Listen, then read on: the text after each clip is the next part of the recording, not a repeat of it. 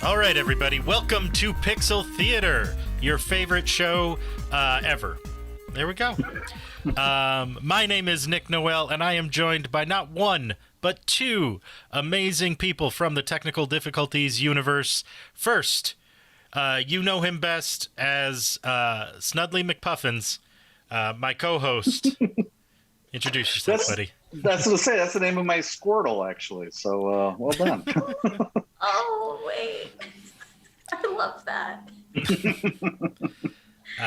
So my co-host Ron Stratton, which I accidentally tripped over his introduction, and I'm sorry, but I'm not a professional broadcaster, and I'm terrible at everything I've ever done. I am also joined, though, by our illustrious producer. They are our social media guru, our graphics whiz, and the person who makes sure that these things aren't horrendously long, Erin. Hello. Do you want to say hi? You said enough. Okay. You can keep going if you want. I would only be making up things at that point. All right, everybody. All of them true. I would be making up true things. So what are we? What do we do? What is this thing? Why does it exist? Well, I can't answer that last one, but I can tell you the other stuff. This is a podcast. It is a YouTube series. It is also a serialized comic book that is coming out on Imagine, which isn't an imprint, but I don't care. I think I meant Image Comics. That was a thing, right? Imagine is the movie theater. Okay. Yeah. So look out for us on the big screen. Yeah, look out for Imagine Entertainment to be printing its first comic series based on a podcast. It's just it's just panels of us recording. Look for us right next to the bowling balls in the alley. Who during a pitch meeting said, "Oh yeah, we've got a comic book," but they totally didn't have a comic book, so they had to scramble to make one? Was that He-Man? I feel like I should have known this. It was maybe He-Man. Did you watch it on like the toys? I'm only saying this because Toys that made us that did it. I'm pretty sure it was He-Man. That sounds like He-Man. That's the only one that makes the most sense, right? It definitely wasn't Barbie. Because G.I. Joe? Like a comic book they G.I. included. I don't know, because it just kind of like steamrolled, because it was like, oh yeah, there's a comic book. Like, oh, well, we need to know. Well, there's a cartoon too. Like, it just kept escalating, which I thought was great. So we talk about film adaptations of video games most of the time. And today we are going to be talking about Pokemon, the first movie, Mewtwo Strikes Back, which is a very confusing title if you are unaware of what movies are and what they have been in the past. So this isn't exactly an adaptation, but it's in the Pokemon universe. And, we'd already talked about Detective Pikachu. So we figured, Pokemon let's do another one. Comes out to download soon. Yeah. So we're riding the wave. Exactly. It's marketing. Cynical marketing. But before we talk about anything to do with Pokemon or Mana Pokes or Pokebowls, let's head into the lobby and talk about just kind of, whatever we want. Let's all go to the lobby. Let's all go to the lobby. Let's all go to the lobby to get ourselves a treat. I want a Pokeball now, though. It's good stuff. When I was in LA last time, I had one. It was pretty delicious. Anyway. So, what have you all been up to? Anything fun? Erin, I'm going to put you on the spot. Want to go first? Okay. I'll ponder what I've been doing.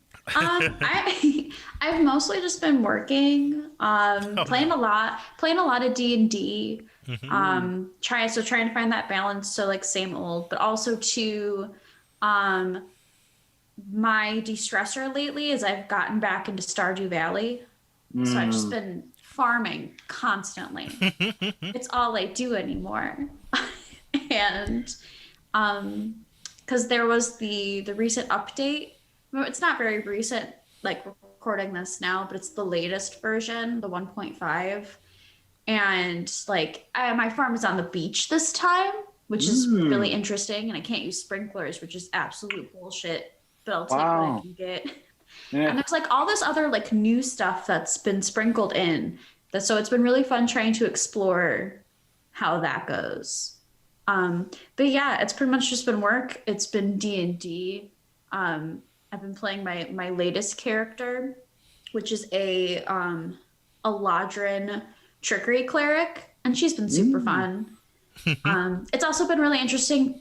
I like to call the accent that I do Gaelic because it is extremely ambiguously Irish or Scottish, depending on who you ask. Depending on the mood, yeah. Yeah, the day. So that's just what I've been doing. That's cool. Speaking of distressor games, I just had my Facebook memory, which was kind of soul crushing a little bit because it was how I was dealing with the pandemic a year ago today. But I love, because for a while it's funny because Animal Crossing and Doom Eternal came out on the same day, which is so silly. And I was so like, yeah, Animal Crossing, but I was so focused on Doom. And just seeing death and carnage and sadness every day at work, I didn't want to come home and shoot things. So I got really into Animal Crossing just for a little bit. And but I really got into the four, I shared the memory today again on Facebook, but the 4 games that are just really such a palate cleansing mental experience for me are like Journey, No Man's Sky. I'd add Subnautica, except that gets kind of intense. There's some crazy stuff underwater in that game. But yeah, do you guys have any other? I mean, Stardew Valley is a really good one, but there are other games you think of as just like meditation almost? I really enjoy the game Gris. I think it's beautiful. It is a little bit of an emotional journey, but it is like it's a very contemplative game. You could beat it in like 4 hours. But it's absolutely gorgeous. You know, can't recommend it enough. Pokemon Snap, whenever that come out, that's going to be incredibly meditative. It looks cool. Like I'm really so excited. Yeah, we could talk about that in the arcade section, though. Yeah, for sure. I'm trying to think of what other games that would be like fun time wasters. I still have to play it, but it's like I have it. I have it. I just haven't played it. But Outer Worlds might be fun. It's still on my list. I've not given it time. Behind. Yeah, but it looks fun. I want to get into it more than I have. Yeah, I don't. I wish I could. I can't really think of a game that I haven't talked about to death on this podcast. The only thing that really came to mind immediately was Ghost of Tsushima, where I don't know. It's something about the style of that game and the artwork. I mean, that can get intense, but yeah, it's just walking around is pretty meditative. Yeah, it definitely can be, and it depends on how you want to approach that game. I mean, if you want like walking simulators, you could play Firewatch if you haven't played that already. That's like a great one. Firewatch gave me this irrational obsession with like trying to live in one of those things because you can rent them, but they're absurd. Like the one that was really popular when I Googled it when that game came out was like there was a 2-year waiting list or something, and it was that makes hundreds sense. of dollars a night. Does it like in Oregon they have like treehouse camp or something, or like their that. whole like campground is just you stay in tree houses. Oh, that'd be awesome. That's probably a little more. All I know about this one was it was a 2-year waiting list. It was so much money. And there was like no bathroom in the thing. And you had to go up all these, like, I don't know. Everything about it was like, oh, it doesn't seem like that'd be that fun. I'm just going to play Firewatch again. As you're thinking about kind of these like walking simulator games, I was at a conference, it must have been like 4 years ago now. And they were talking about this game. It's called Walden, which is just a game simulation of the book on Walden Pond. No, is it just Walden?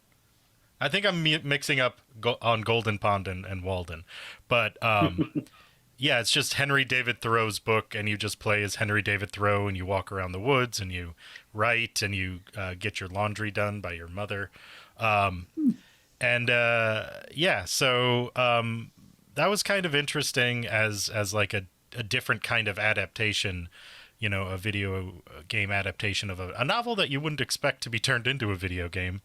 And I don't know if the game designers had explicitly put this in, but something that like people seem to realize every 3 to 5 years was that Henry David Thoreau was a piece of shit who, like, the reason he could live that way is because he was totally supported by his sister and mother, who cooked all his meals and did all his laundry. Let's just say you lost me at mom doing the laundry, because I don't think my mom's ever done my laundry. No, yeah, he literally, like, that was his whole thing, which, I mean, is another subject for a different podcast. Yeah. We'll go on the Joe Rogan Experience. I'm sure he would love to discuss that.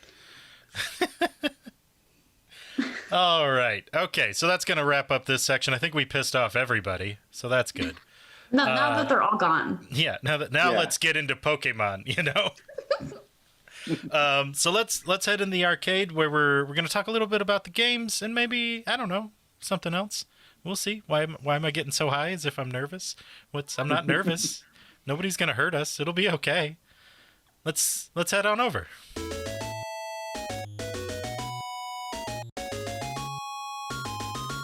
All right, everybody. So we've also talked a little bit about Pokemon games, but we have somebody who may have played some of them. So that's good. Unlike Ron and I, who's maybe only done Pokemon Go a little bit, and then Pokemon Snap for me on the N64 15 years ago. I've played more of that than I have any other Pokemon game, which is why I'm so excited for the Switch one. I mean, those still count. Yeah, they count. For sure. It's just not as intense as, like, I heard people on, like, playing, like, Pokemon Blue, and I'm like, what does that mean? They're like, get out of here, you son of a bitch. Nobody wants to talk to you. I fully intended to get into Detective Pikachu because I like the movies so much, but I never got around to it. Plus, that one might be, like, a little bit harder to find. I think you can find it for 3DS. But I don't know if it's, like, available since they really stopped supporting the 3DS. So you would probably have to go to like a disc replay or like, wow, let me just regionize this real quick. Go to somewhere that like has games that people got for cash. There that we would go. be your best bet. So there's a lot of those stores that pop up now. I saw them, I guess, since the cartridges are kind of. I've had weird luck with eBay for a lot of stuff I try to track down. But yeah, it'd be nice to. My problem is like having the system. Oh, true, that too. Like I've lamented on this before, but like I really want to play Hitman 2, but I can't because I don't have the game or a PlayStation 2, and I don't know if there's any more working ones because those systems don't last that long as like a Super Nintendo. Also, it's hard too because like televisions have phased out all of the inputs you would need for the PlayStation 2. So unless you have an older television, not even like that old, but just something older than like within the last. Okay, excuse you, cars outside. So I live on a main road, so like literally as we were recording the last episode, an ambulance came down, and I was like, am I glad we're not recording this episode right now? But anyway. But yeah, they phase all of that stuff out. So like you would, on top of needing a PlayStation 2 and all of the correct inputs, you would need a television with the correct inputs as well. It's a it's funny we just talk about, I haven't played my 3DS in like 2 years, but I actually dug it out. I've been playing Metroid on it. Which easiest way to play a Pokemon game would be to have some kind of handheld, because that's where they mostly are. So what have you played in the Pokemon universe? Okay, here we go. So I started off with Blue. It was Gold version and Blue. Gold was like my legit first game that I beat, and then I found Blue version at a flea market. So this was when I was younger. And then, oh God, I've played Ruby. I've played Omega Sapphire. I've played Emerald. I played the first Pokemon Rangers game. I played Pokemon Snap, Pokemon Stadium. Is that where the Pokemon battled the New York Rangers? Yes. Okay. Yeah. Good. And you have to like go around in circles real fast. Yeah, sure. I'd play that. That'd be kind of fun.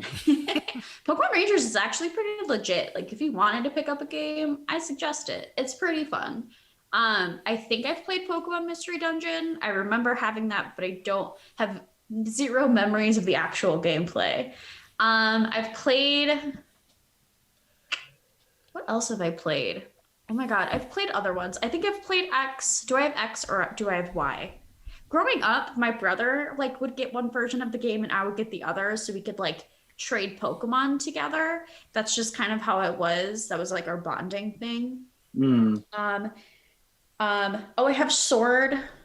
I have Moon. I have Let's Go Pikachu. I'm gonna get Pokemon Snap for the Switch. I have a whole bunch, and I'm definitely forgetting some. So I'm outing myself as being completely like out of this realm. So what the Pokemon game that we got most recently on the Switch, but that was a remaster of the originals, or what was that necessarily? So those Pokemon games that we got for the Switch, we got Let's Go Eevee and Let's Go Pikachu were remasters of Red and Blue version. Okay, yeah. But like 3D, so they look more like the modern games. Yellow version, because yellow version was the one where the Pikachu one. was the one you could actually have Pokemon like out walking with you, so it was yellow version. Okay. Because that was a big thing about yellow version, which I also had. Now that I think about it. What else? Yeah, but it was so that was the most recent. The one thing that they did that I didn't like about that was that it was like compatible with Pokemon Go, so they completely got rid of the Safari Zone, and you could like the only way that you could do anything with it was if you like synced it up with your Pokemon Go account. And like I got rid of Pokemon Go like a while ago, so it wasn't fun. But then Sword and Shield both had expansions, and it was, I forget what the expansions are called exactly, but it was like you could buy one or the other. So same thing with like you buy either Sword or either Shield, and they all had exclusive Pokemons and exclusive legendaries, but they were the same exact price as the game for an expansion. So there's like a little bit of backlash because of that. I remember there being a lot of backlash about like recycled animations or something, or like recycled Pokemon. Yeah, they also too, like what really upset people was there was no this was the first game in a long time with no national dex. So like there wasn't every single Pokemon available in this game, and people were furious because of that. I can get that. Which, I mean, we didn't get that for like the first few games. Like version 2, you only got version 2 Pokemon. Like version 3, I think you might have gotten some you might have gotten some of like the original 151 in there. I don't remember. It's been so long.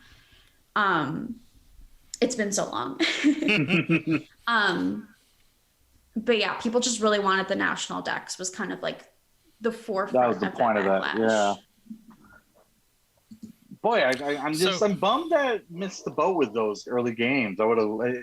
Because everything about it seems right up my alley. I just got way more into. I don't know if the PlayStation kind of. We talked about this on Detective Pikachu, but I just gotten more PlayStation-based role-playing games, and my brother was obsessed. He had Blue and Red, but I think he was trading the Pokemon back with my mom. I don't know, because they both played it, which I thought was cute. Yeah, that is really cute.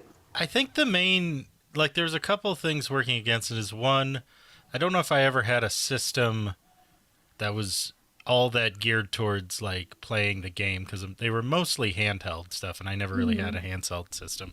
And then I think like, oh my god, I totally forgot there's also Pokken Tournament. I have Pokemon Tournament at DX, but it's the I forgot about that one fighting. too. Yeah. And then I don't know. I think I also have a problem. That's all my game like with Boy any stuff. kind of like leveling, or you have to choose like. I have a lot of executive function problems that I'm realizing. So like, I just find it so stressful. Like, I gotta pick which Pokemon they're supposed to fight, and then I have to like decide how they're gonna level up. Is that what happens? No, I can't decide that. no. They level, so like you can choose which Pokemon to use to fight, and that's mainly like to match against types.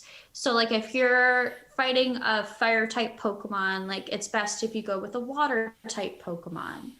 And a lot of like there's some Tracks. things where it's like you have to remember, but for the most part, like it's pretty intuitive for the typing. Especially in later games, they have this thing where it's called XP share, where like your first Pokemon that you fought with gets the most XP, but every other Pokemon in your party will also get some XP, so everybody kind of levels up together. I like that. So it's not so much of a grind, but you can choose to use that or not. I just loved it in Final Fantasy, discovering how things connected. Like you could cast Cure on a zombie and it would hurt it. And I thought that was fun. That makes sense for D&D though. Yeah. It's like radiant versus necrotic, but I get it. But look, I get caught up in the nuance. I used to be really intimidated by like skill trees and stuff, but I'm really into that now with games. Like I'm all about like, all right, let's level this up, now let's level this up. So the idea of a little army of furry creatures is kind of cool. So, Erin, as our resident Pokemon expert, what would you say is the best one that you played? No.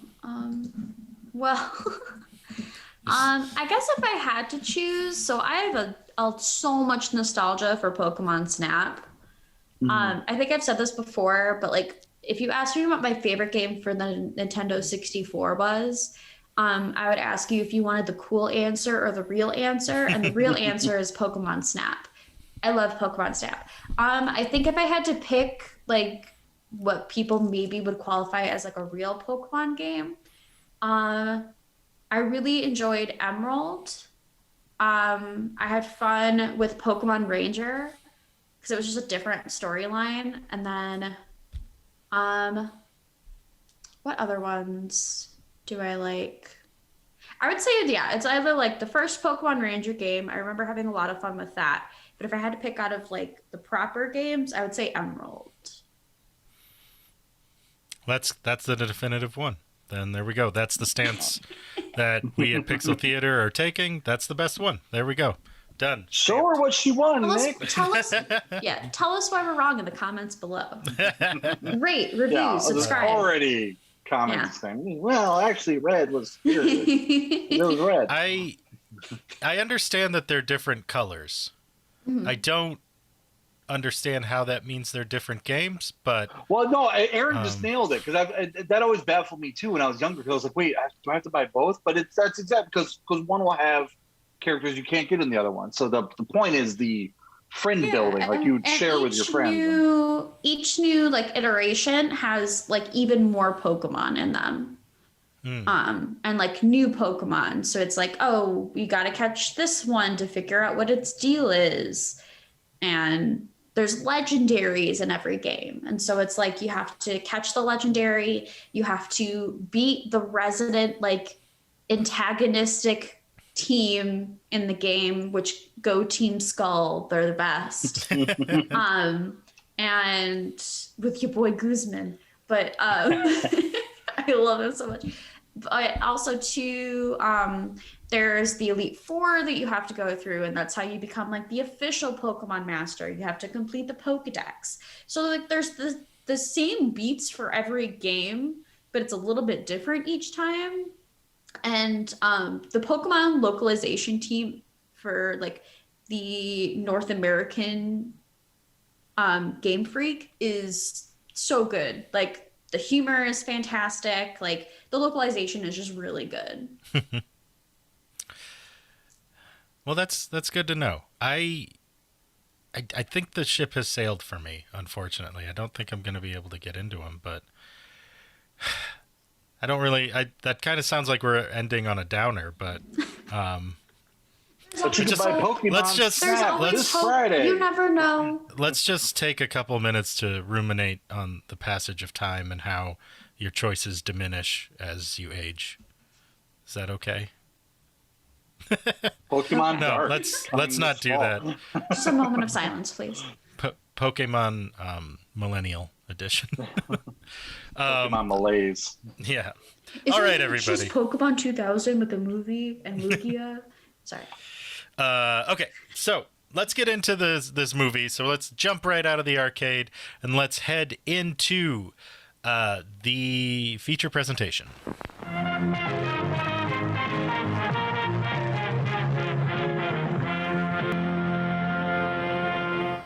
Okay, so we picked this movie because it seemed like a good one to pick. It kind of... So where I'm coming from with these is that I was aware of the TV show. I'd watched it at times. I don't know how much I watched it. And I don't even know if I was in an appropriate age range to watch it. I feel like I was, but it's always hard to tell because I was slightly older than everybody else around me because I started school late. So, you know, watching this movie, like, I knew all the characters' names. I knew kind of generally what their deal was. But the main thing that I kind of kept remembering is just how huge this freaking franchise was. Like, must have been like late 90s when the cartoon came out, I think. Ron, do you have any memory of this? Aaron? Erin might know more than I would. It was definitely late 90s. Like, I remember the first... Because the game hit our shores in 97 or earlier than that. I'm not sure. The first Pokemon game came out in 95. Yeah. The television show, though, because it got a manga, I think, before that. And the manga is, like, separate from the show. But I think the show was definitely, like, probably 97. Because the movie came out in 99. So, I mean, I guess it would make sense for there to be at least, like, a year or two of the show. That makes sense. So, it was kind of, because, like, I remember, like, Pokemon being everywhere. And if you look at, like, the budget and box office of this movie, you can kind of see how, like, how into it everybody was, because it was made for $5 million and it made 172. So, like, I think everyone's, like, I saw this movie, Ron, you saw this movie, and we don't even really like Pokemon like all that Well, much. see, my thing was my brother loved it, and I was so trying to connect with him on something because he was into like a whole new generation of Cartoon Network shows that I was like, "What's the thing you watch?" You know, and so I thought, "Oh, cool! You know, he really loves this game. Like, I'm gonna." So I just remember taking him to the theater and being so lost. And gosh, he was like 9 at the time. He's in his 30s now, but. It was cool though. I do remember, but I just remember it was like it had been out for a week or two, and there was still so many people in the theater. Like, it was a really big. It just felt like a big deal that this was a movie that was out in theaters here, and I enjoyed it. Yeah, I had no reference for anything happening. I thought Mewtwo was a cool character, and that was my only real insight. This is also one of those, like, Pokemon. And Mortal Kombat and Street Fighter, it is always like everyone always knows all this crazy backstory that's happening and already can explain everything. Like, and I don't know where they get this information. It feels like they're just born with it because, like, I don't know, like, everybody has explained to me, like, Mewtwo, how he's this genetically modified Pokemon and how he doesn't have a purpose in life. And, you know, he's kind of hates humanity for creating him, sort of, and wants to find his true purpose in life. And it's like, how do you know this? What are you talking about? Like, it's somebody, it feels like every middle schooler was given a book of backstories, and I was just out that day. I think you're right. It's called the Pokemon Play Guide. I guess so. Yeah.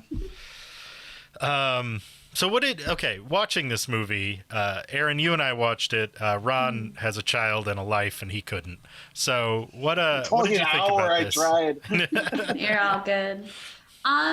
It was way more existential than I remember it being. It was like at 26, man, this fucking movie hits different. Like I still like Mewtwo is like crazy existential, but it's like it's existential on like a philosophy major level, but it's like your first year of college philosophy major. Where it was like just pretty good for a kids movie.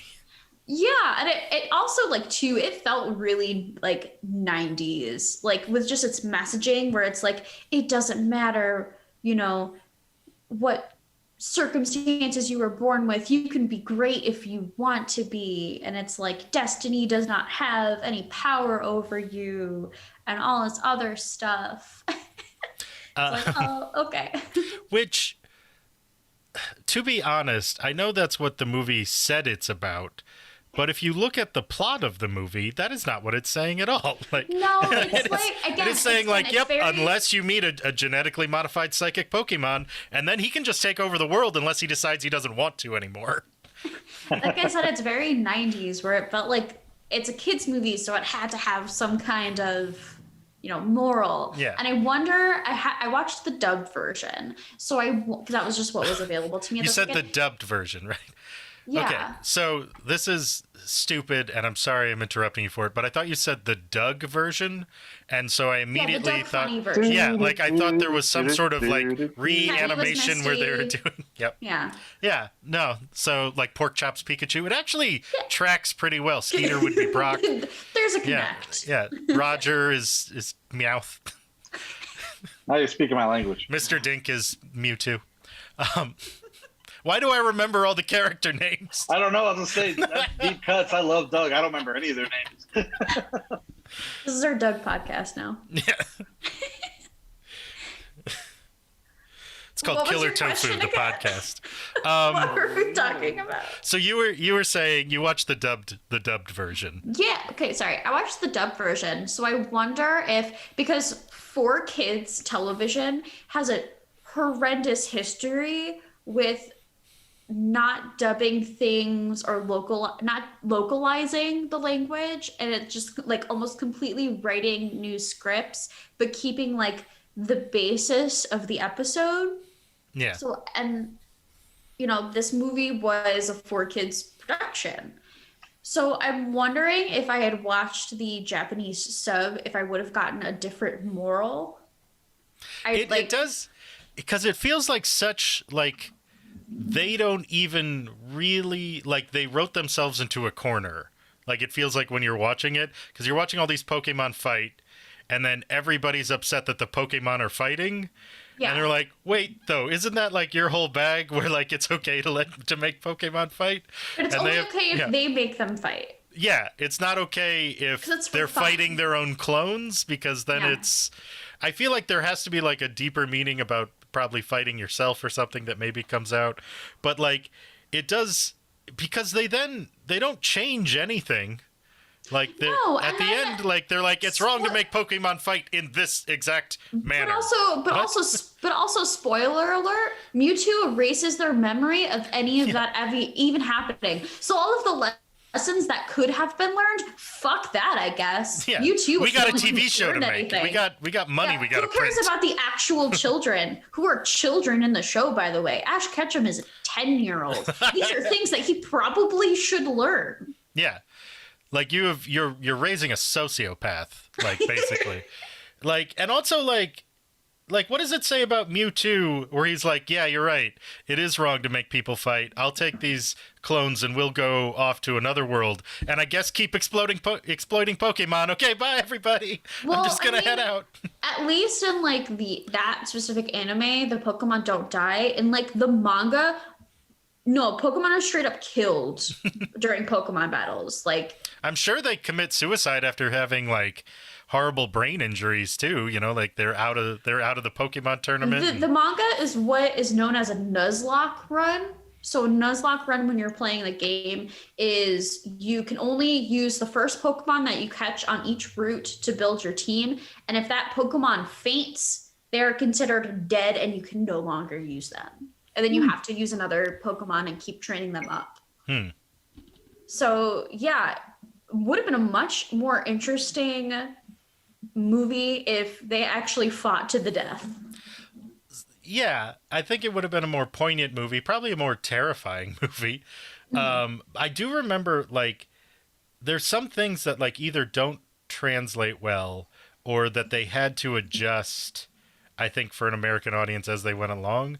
I have this very strong visceral memory of watching, like, the first episode of Pokemon when Ash finds Pikachu and he hooks Pikachu up to like a generator to make him more electric, but like Pikachu's like screaming as they do it because it's painful to like take in more No, charge. I don't think it's Ash. I think it's Team Rocket that does that, but I don't remember. Okay, well, I'll believe you because I've seen it 20 years ago. So I can't say that, but usually the people who actually hurt the Pokemon are Team Rocket, and then they get hurt when they fight because yes, that makes sense.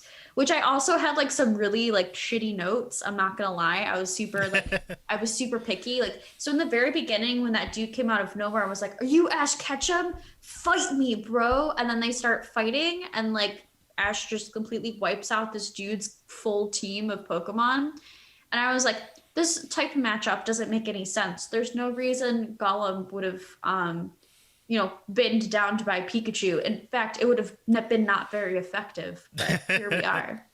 I had a few like nitpicky things, and then there was this one where I noticed that like the script writer or the localization had made a mistake.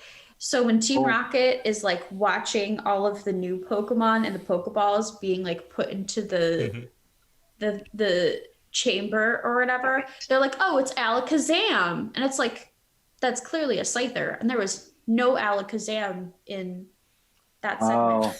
And like, that's weird. I was like, actually, you're mistaken. The only thing I noticed was when Team Rocket shows up and they're dressed like Vikings, which first of all, why? But I guess it's for this I'll counter joke. you. Why not? I guess that's true. And they're going in the ocean, and somebody says like, "I didn't think there were Vikings anymore." And I think it's Brock who says, it was Ash. It was it Ash who says, "Yeah, they're mostly in Minnesota," and it's just like, there's a Minnesota in this world. What? That is purely a 4Kids translation. It's it's that one, and then the other really famous one is they're all eating lunch. Like Brock made lunch, and he makes onigiri, which is like Japanese rice balls, and it's very clearly like a ball of rice wrapped in seaweed. And Brock, in the American version, Brock holds up this rice ball and says, "Do you want jelly donut?" Everyone is like, "I love jelly donuts. Yes, let's all eat jelly donuts. Aren't these jelly donuts delicious?" Kids are dumb. They won't notice. And you know what? They didn't. They probably didn't. Well, Erin did. Okay, so we've been all over the place with this movie. It's a weird movie. Like, It's almost what Mortal Kombat should have been. Like, if we're going back to it, it's just like crazy powerful being makes these things fight for like supremacy of the world. Is this just the superior? Is it? Mortal Yeah, Kombat I mean, it's movie? kind of, yeah. I think if they'd taken the basic plot of this movie and put it on the Mortal Kombat movie, I think Ron would have been less mad about it. Probably. It definitely does not take itself seriously, which is what the actual episodes don't take themselves seriously. I think that's true. Except in the very actually, it's okay. So it's the superior Mortal Kombat movie, and in the very beginning, in the first 10 minutes of Pokemon, the first movie, it was incredibly serious and very existential, and like set an incredibly serious tone. But where Pokemon got it right was that it stopped being serious and started going to what it actually was, and then it was no longer serious with like a nice message at the end. It was kind of serious at the end. Like, I do appreciate a lot of this type of storytelling where violence isn't what overcomes violence. Like the way that this fighting ends is all the Pokemon cry and bring Ash back to life. And I kind of like just really enjoyed that part where it's just, yeah, sure, feel your feelings, Pokemon. Yeah, let's Cry it out, buddy. I wasn't. Damn, I'll tell you what. I wasn't expecting to be hit with Pokemon tears and like tears in my eyes. Mm-hmm. I wasn't expecting to have a cry today, but I guess, you know. So, you know, good on you, Pokemon. Not everything needs to be solved by a spear through the brain or icicle through the heart. Or a razor hat. No, Also- Razor Hats, I think, were in Pokemon. I remember them distinctly. You know what? Yeah, it was the same gen as the sword Pokemon and the shield Pokemon. Yeah, see, there we go. There's the razor Pet hat. throw Yeah. Pokemon, of course. Okay, is there anything else we want to say about this film before we give it... what would Pokeballs? Erin, what should we give this out of? Pokeballs? I mean, that's the safe one, Ron. I You mean, could go Mews. So there's Mew 1, Mew 2, Mew 3, Mew 4. okay, Okay. let's do that. So, Erin, how many Mews would you give this? I gave it 5 out of 10 because it kind was of a low ball. I was expecting higher. Whereas Final Fantasy I have children, I let my nostalgia get the better of me. This one I looked at with a more critical lens, Sure. and it's a fine movie. It's definitely a children's movie. The existentialism took me by surprise, and then also the message at the end. I was like, yeah, okay. But like, it was a fine movie. I definitely looked away because I was watching this on my phone because my computer was actually installing updates and was taking forever. So I was like, I need to get this movie done now. So I watched it on my phone, and I definitely like looked away from my phone several times to like go do something else and then come back. So I mean, like, yeah, as a kid, it was fantastic. But like now as an adult, like, I would probably show this to other children and be like, this movie is real fun. There's Pokemon. Isn't that cool? But I'm probably not going to watch it anytime soon. Yeah, I have to automatically give a 5 to any movie with surprise existentialism. Because I wasn't going to give a review because it's been 21 years. But when I saw it, I would say 5. I got the bond with my little brother, and it was a bunch of kids having a good time at a movie, and it was pretty cool. So 5. Well, you 5. I go back and forth because I feel like I can't give this less than the Mortal Kombat movie, but it's definitely not a movie that was made for me, and it shouldn't have been, and that's fine. So I don't remember if I liked it when I was a child. Oh, geez. This is weirdly difficult. I thought Erin was going to come in really hot and like high so that my like more middling would make more sense. You know what? I'll just stick with the 5. I think going lower than that would be rude. So let's give it 5 Mews, Mew 5, and we'll call it a day. Does that sound okay for everybody? I think that works. I'm going to play a lot of Pokemon Snap. I know Erin will as well. So I'm looking forward to that. That one's going to be tough because I'm very invested in my farm right now. I usually do themes for my farms on Stardew Valley. This time it's Celestials. Ooh, So everything is named after a god or a goddess. I like that. I'm extremely invested, so I will have to pull myself away from farming to take a few photos, but... Last time I played, I got really into the fact that you could make your own beer, and that's kind of all I did. It's a great game, though. But yeah, I'm super excited for Pokemon Snap. All right, everybody. Well, we want to thank you for listening to our silly little program. We hope you have had fun, and that you'll continue to have fun by listening to other episodes when they come out at the time that they come out in, which is every other Tuesday, usually on the dot, if not a little squeaky time. There's, give us... I don't want... I get overly aggressive with the audience, but why don't you back the fuck off, okay? Like... we're doing our best. Jesus. Anyway, so that's our show.